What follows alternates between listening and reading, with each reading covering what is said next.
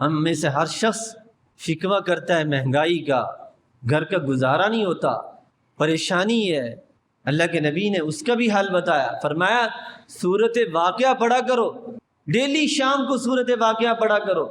فرمایا جس گھر میں سورت واقعہ پڑھی جاتی ہے، فرمایا اس گھر میں خوشحالی آتی ہے، کبھی فقر و فاقہ نہیں آئے گا۔ یہ سورت واقعہ یہ فقر و فاقہ کو جھاڑو پھیر دیتا ہے۔ اب مہنگائی کا، تنگی کا رونا تو رویا جاتا ہے، لیکن عمل کے لیے کوئی تیار نہیں۔ نبی کریم صلی اللہ علیہ وسلم نے ہمیں تو ہر موقع پر ہماری رہنمائی، ہر مصیبت میں ہماری رہنمائی کی۔ سورت ملک پڑھنے کی عادت بنائیں، 5 منٹ میں مغرب کے بعد بیٹھیں سارے گھر، سورت واقعہ پڑھنی ہے جی، سورت ملک پڑھنی ہے، عشاء کے بعد بیٹھ جائیں، سورت واقعہ پڑھنی ہے جی، سورت ملک پڑھنی ہے۔ بچے نے، صحابہ کا یہ معمول تھا کہ جس بچے کو پڑھنا نہیں آتا تھا اس کے گلے میں تعویذ بنا کر ڈال دیا جاتا۔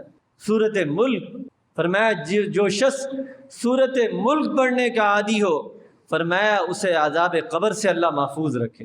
قبر کے عذاب سے اللہ کے نبی نے خود بھی پناہ مانگی اور امت کو بھی حکم دیا، فرمایا قبر کے عذاب سے پناہ مانگا کرو۔ یہ بہت بڑا فتنہ ہے، بہت بڑی آزمائش ہے، اور یہ سب سے پہلا رزلٹ ہے دنیا کے اندر۔ ہم جو یہ ڈیلی روز ہماری جو زندگی گزر رہی ہے، ہمارے پیپر تیار ہو رہے ہیں، اس کا جو رزلٹ جو اناؤنس ہوگا وہ سب سے پہلے قبر میں اناؤنس ہوگا۔ اس لیے تو فرمایا آخرت کی منزلوں میں سے جو پہلی منزل ہے وہ قبر ہے۔ اگر قبر ٹھیک رہی تو آخرت کی منزلیں آسان ہو جائیں گی، اگر قبر میں ہی پکڑا گیا، فرمایا آخرت کی منزلیں اس کے لیے آسان نہیں ہوں۔ تو اس کے لیے یہی ہے کہ ہم ڈیلی مغرب کے بعد بیٹھیں، سورت ملک کی تلاوت کریں، عشاء کے بعد بیٹھ جائیں، سورت ملک کی تلاوت کریں ہر روز۔ اسی طرح آج کل گھروں میں اکثر یہی ہوتا ہے، کوئی جادو ہو گیا، نظر لگ گئی، کسی جن کا سیب ہو گیا، فرمایا صبح آخری کل جو ہیں، تینوں کل یا چاروں کل 3 دفعہ پڑھ کر اپنے اوپر دم کرو، اپنے گھر والوں پر، اپنے بچوں پر دم کرو، اسی طرح رات کو بھی دم کرو۔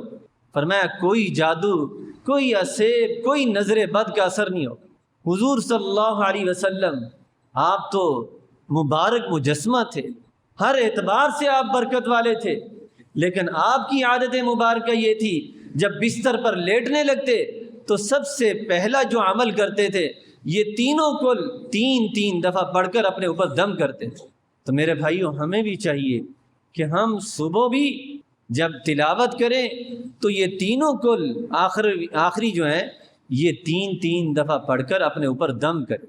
اسی طرح سورہ یاسین کا عادی بنائیں، صبح کو جب تلاوت کرنی ہے تو 2 منٹ لگیں گے، سورہ یاسین پڑھ لیں، شام کو بھی سورہ یاسین پڑھ لیں۔ فرمایا ہر مسئلے کا حل اللہ نے سورہ یاسین میں رکھا، جس مسئلے کے لیے، جس مقصد کے لیے فرمایا سورہ یاسین پڑھی جائے گی، اللہ اس مقصد کو پورا فرما دے، اللہ اس مسئلے کو حل فرما دیں گے، اللہ اس پریشانی کو دور کر دیں گے۔ اسی لیے تو کہا جاتا ہے، حدیث میں آتا ہے، فرمایا جب گھر میں ایک شخص کی موت واقع ہو رہی ہو تو اس کے قریب بیٹھ کر سورہ یاسین پڑھا کرو۔ جب تم سورہ یاسین پڑھو گے اللہ تعالیٰ اس کی موت آسان کر دیں گے، اللہ تعالیٰ اس کو موت کی شدت سے بچا لیں گے۔ اس وقت رونا دھونا نہ کرو، اس کے پاس بیٹھو، سورہ یاسین پڑھو، تاکہ اللہ تعالیٰ اس موت کی شدت کو آسان کر دیں، شدت کو ختم کر دیں۔ تو سورہ یاسین پڑھنے کے عادی بنائیں، عادت بنائیں، صبح بھی۔ اسی طرح ہر نماز، فرض نماز کے بعد آیت الکرسی پڑھے بغیر نہ اٹھیں، آیت الکرسی پڑھیں۔